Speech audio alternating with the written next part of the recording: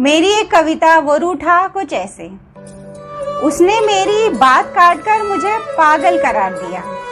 उसने मेरी बात काटकर मुझे पागल करार दिया। उसके कड़वे शब्दों ने मेरे अंदर के सवालों के तूफान को एकदम से थमा दिया। मैंने फिर कोशिश की उससे कुछ कहने की, मगर उसने सब कुछ खत्म बोलकर मेरे दिल को बीचों बीच से काट दिया। तकलीफ हुई बहुत, मगर मेरे आंसुओं ने अपने संग मेरा सारा दर्द बहाकर मुझे किसी तरह संभाल लिया। वो रूठा कुछ ऐसे कि मुझे मनाने का एक मौका भी ना दिया। उसने मेरा हाथ झटककर मुझे अछूत बना दिया। इन हाथों को पकड़कर वो चला था कितने कदम साथ मेरे, एक पल में सब कुछ भुला दिया। मैंने फिर कोशिश की उसे छूकर समझाने की, मगर उसने मुझे अपनी आंखों का अंगार दिखाकर एकदम से डरा दिया। तकलीफ हुई बहुत, मगर मेरी सहेलियों ने मुझे किसी तरह संभाल लिया। वो रूठा कुछ ऐसे कि मुझे मनाने का एक मौका भी ना दिया। उसने मेरा कॉल काटकर मुझे अनजान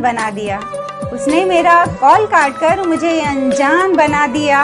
मैं मैसेज पर मैसेज करती रही और उसने मेरा नंबर ब्लॉक कर दिया। मैंने फिर कोशिश की और किसी और नंबर से उसे कॉल लगा दिया, मगर उसके अपशब्दों ने मुझे मेरी औकात दिखा दिया। तकलीफ हुई बहुत, मगर मेरे स्वाभिमान ने मुझे बिखरने से पहले संभाल लिया। वो रूठा कुछ ऐसे कि मुझे मनाने का एक मौका भी ना दिया। और आखिरी की जो लाइनें हैं वो मेरे दिल को बहुत छूती हैं कि कोई गुमसुम में अनदेखी राह बनाकर वो तुम्हारे दिल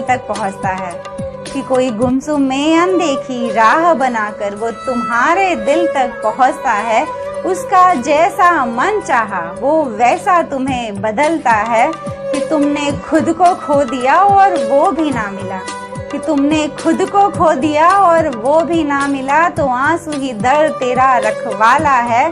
समझ जाओगे तुम भी कि हर पल दिल की ही सुनना सही नहीं, सही दिल और दिमाग का संतुलन बनाकर चलना है। Thank you so much. आप सब ने अपना कीमती वक्त देकर मुझे सुना, उसके लिए बहुत बहुत शुक्रिया। अगर आप सब मेरे चैनल पर नए हो तो मेरे वीडियो के नीचे सब्सक्राइब बटन है, उसे दबा लीजिए ताकि मेरा हर नया वीडियो आप तक आसानी से पहुंच सके और मैं आप सबके दिलों तक भी आसानी से पहुंच सकूं। ये कविता को लिखते वक्त मुझे ये बातों का ख्याल हो रहा था कि हम एक रिश्ते को बनाने के लिए बहुत सारा वक्त देते हैं। आप किसी के साथ बहुत वक्त तक बैठकर बातें करते हैं, घूमते हैं, फिरते हैं, तो बहुत सारा वक्त देते हैं और वक्त ही बहुत कीमती चीज है। इस कीमती चीज को जिसके साथ आप बिता रहे हैं तो उसे भी उसकी कदर होनी चाहिए। अगर आप छोटी मोटी गलतियां करते हैं तो हमें एक्चुअली उसे माफ कर देना चाहिए। अगर लगे कि बहुत बड़ी गलती है, हम उसे माफ नहीं कर सकते, तभी रिश्ते को आप खत्म करने की बात सोचिए। वरना अगर हम छोटी छोटी ही बातों पर रिश्ता तोड़ने लगेंगे तो शायद हम एकदम अकेले ही होकर रह जाएंगे। प्यार और दोस्ती तो ऐसा रिश्ता है कि आप जो पसंद है दिल से आप उसके साथ प्यार और दोस्ती कर लेते हैं, लेकिन फैमिली के जो रिश्ते होते हैं वो हम चुनते नहीं हैं, वो तो हमें बस मिल जाते हैं भगवान की ओर से कि यही आपके चाचा हैं, यही आपके मामा है, यही भतीजा है, यही भाई है और यही बहन। हमारे पास चॉइस नहीं होती है। तो फैमिली रिश्तों में हमें इस बात का हमेशा ख्याल रखना चाहिए कि आप बचपन से बड़े होने तक ये रिश्तों को भी बड़े होते हुए देखते हैं। तो जब भी आप अपना वक्त दे रहे हैं फैमिली रिश्तों में तो कोशिश करनी चाहिए हमें कि हम किसी के पीठ पीछे बुराई ना करें। फैमिली रिश्तों में हमेशा ये बात होती ही है कि पारिवारिक रिश्ते इसी वजह से बिगड़ते हैं कि हम एक दूसरे के पीछे एक दूसरे की बातें करते रहते हैं और वो बातें घूम फिर कर फिर उस तक पहुंच जाती है। और जब उसे ये पता चलता है तो उस इंसान को बहुत बुरा लगता है कि मैं इतना वक्त दे रहा हूँ इस रिश्ते को बनाए रखने के लिए, कॉल कर रहा हूँ, हालचाल पूछ रहा हूँ, मिल रहा हूँ और उसके बाद भी वो मेरी बुराई करता है, तो इंसान हर्ट होता है। तो थोड़ा सा अपनी जीभ पर लगाम हमें रखनी चाहिए। पारिवारिक रिश्ते बनाने हैं, बनाए रखने हैं तो सभी को अपने जीभ पर लगाम जरूर रखनी चाहिए।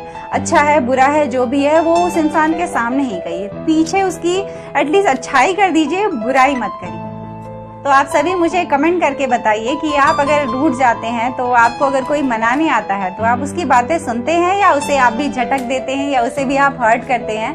तो ये आप सभी मुझे कमेंट करके बताइए। चलती हूँ एक और नए वीडियो में, आप सबसे मेरी मुलाकात रहेगी। तब तक दुनिया रूठे पर उसे खुद से रूठने मत दीजिएगा। किसे?